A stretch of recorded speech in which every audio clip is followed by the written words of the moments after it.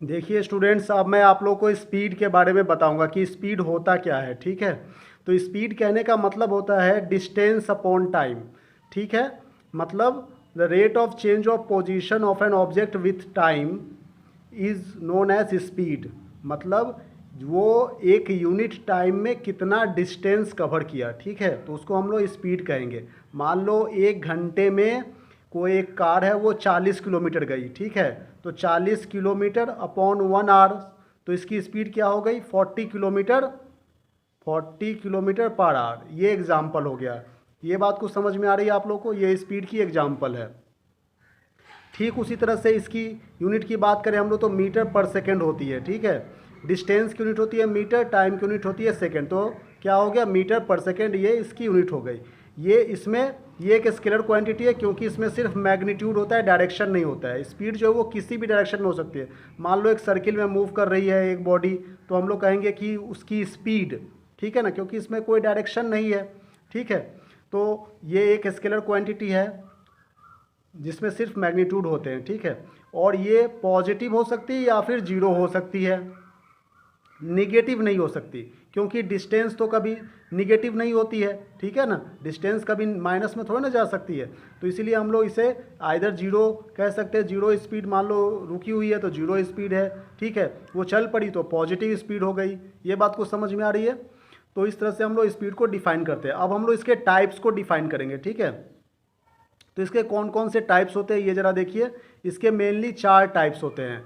ये uniform speed, variable speed, average speed और instantaneous speed. एक एक करके हम लोग सब देखेंगे। तो देखिए यूनिफॉर्म स्पीड किसे कहते हैं? यूनिफॉर्म स्पीड कहने का मतलब क्या होता है कि an object travels equal distance in equal interval of time. ठीक है, इक्वल डिस्टेंस यदि इक्वल इंटरवल ऑफ टाइम में कवर कर रही है तो उसको हम लोग कहेंगे यूनिफॉर्म स्पीड। कहने का मतलब क्या है? कहने का मतलब है कि 1 घंटे में 40 किलोमीटर गई, दूसरे घंटे में भी 40 किलोमीटर गई, तीसरे घंटे में भी 40 किलोमीटर गई। इस तरह से वो आगे बढ़ रही है, तो मतलब वो कॉन्स्टेंटली मूव कर रही है। कॉन्स्टेंट मतलब यूनिफॉर्म स्पीड में मूव कर रही है। ठीक है, वेरिएबल स्पीड किसे कहेंगे? वेरिएबल स्पीड कहने का क्या मतलब होता है? वेरिएबल स्पीड कहने का मतलब ये है बेटे कि कोई भी बॉडी वो अनइक्वल डिस्टेंस कवर करेगी इक्वल इंटरवल ऑफ टाइम में। मतलब टाइम तो हमेशा इक्वल इक्वल ही होगा। टाइम तो ऐसा नहीं है कि 4 घंटे जो है वो आधे घंटे में ही बीत गए, ऐसा तो नहीं हो सकता कभी भी। ठीक है ना, या फिर आधा घंटा जो है, आधा घंटा को बीतने में है सो 3-4 घंटे लग गए हों, ऐसा भी तो नहीं होता। टाइम तो एक कांस्टेंट रफ्तार में चल रही है। ठीक है, तो मान लो एक एक घंटे में जो है वो 1 घंटे में गई 40 किलोमीटर, दूसरे में गई 15 किलोमीटर, तीसरे में गई 60 किलोमीटर। तो इस तरह से यदि वो अपने स्पीड को वेरी कर रही है विथ रिस्पेक्ट टू टाइम, तो उसे हम लोग कहेंगे वेरिएबल स्पीड। ये बात समझ में आ रही है बच्चों? अब देखिए तीसरा स्पीड के बारे में बताऊंगा जिसका नाम है एवरेज स्पीड। एवरेज स्पीड कहने का क्या मतलब होता है? एवरेज स्पीड कहने का मतलब होता है total distance upon total time.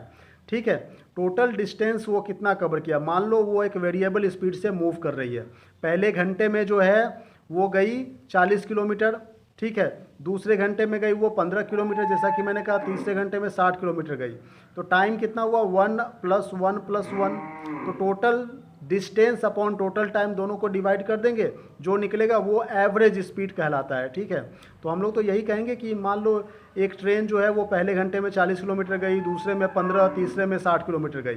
तो पूछा जाए तो हम इस तरह से तो अलग अलग तो बताते नहीं है, कहते हैं कि हाँ भाई उसका एक एवरेज जो है वो करीबन 35 अप्रॉक्सीमेट के 35 किलोमीटर पर आवर्स की रफ्तार से थी। अब इसको सॉल्व करके देख लेंगे, जो होगा वही आंसर होगा। ठीक है ना, तो इस तरह से हम लोग जो है वो एवरेज स्पीड निकालते हैं।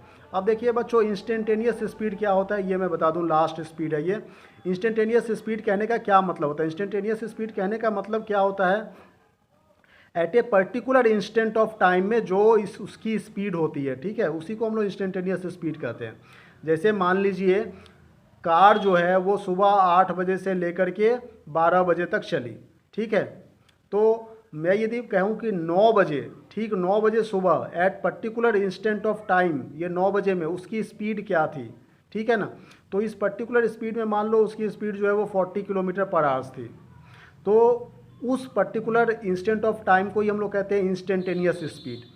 हालांकि वो 8 बजे कुछ और स्पीड से गई, 8 बजे वो मान लो 50 के रफ्तार से गई, 9 बजे वो 40 के रफ्तार से गई, फिर 10 बजे वो 115 के रफ्तार से गई, 11 बजे कुछ और गई, लेकिन 9 बजे किस टाइम से गई, एक पर्टिकुलर इंस्टेंट ऑफ टाइम में उसकी क्या स्पीड थी, तो उसकी स्पीड थी 40 किलोमीटर पर आवर।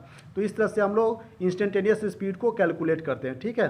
तो देखिए यहाँ पर एक मैथमेटिकल इक्वेशन है, इसको हम लिखते हैं delta x upon delta T, मतलब डेल्टा मतलब चेंज, एक्स मतलब डिस्टेंस, कितना डिस्टेंस उसमें चेंज हुआ उस पर्टिकुलर इंस्टेंट ऑफ टाइम में, ठीक है ना, ये डेरिवेटिव कहते हैं इसे।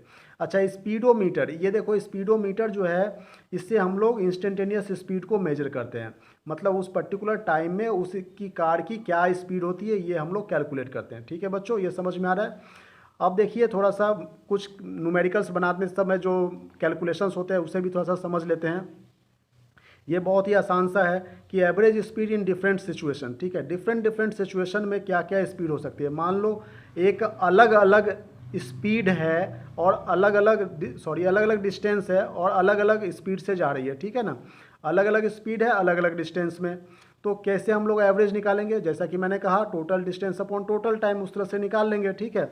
और टाइम का फॉर्मूला हम लोग क्या जानते हैं, डिस्टेंस अपॉन वेलोसिटी, क्योंकि वेलोसिटी इक्वल टू क्या होता है, डिस्टेंस अपॉन टाइम, तो टाइम इक्वल टू क्या हो जाएगी, time equal to distance upon velocity हो जाएगी। इस तरह से कैलकुलेट करेंगे, ठीक है बच्चों। तो इस तरह से हम लोग कैलकुलेट कर सकते हैं। देखो अब यदि स्पेशल केस में बात करें कि यदि दोनों ही डिस्टेंस इक्वल हो जाए तो हम लोग यहाँ पर एस से एस कैंसिल आउट करके और ये फॉर्मूला निकाल लेंगे, ठीक है। इसको हम लोग क्या कहते हैं, इसको हम लोग कहते हैं हार्मोनिक मीन, नाम है इसका, ठीक है। तो अब एक और लास्ट स्पीड देख लो, इसके बाद वेलोसिटी बताएंगे नेक्स्ट वीडियो में, लेकिन पहले ये देख लो, ये लास्ट वन है। इसमें कह रहे हैं कि यदि डिफरेंट टाइम में डिफरेंट स्पीड से जा रही है, ठीक है, T1 T2 T3 में V1 V2 V3 स्पीड से जा रही है, तो फिर डिस्टेंस क्या हो जाएगा, डिस्टेंस मतलब जानते हैं वेलोसिटी इनटू टाइम होता है, इसलिए ये हमने निकाल लिया डिस्टेंस सबका प्लस कर दिए। तो एवरेज कैसे निकालते हैं, total distance upon total time, ठीक है ना, उस तरह से निकाल लिए। और यहाँ पर क्या कह रहा है, ये टाइम निकाल लेंगे और यहाँ पर हम लोग वेलोसिटी को निकाल सकते हैं अर्थमेटिक मीन की मदद से, ठीक है।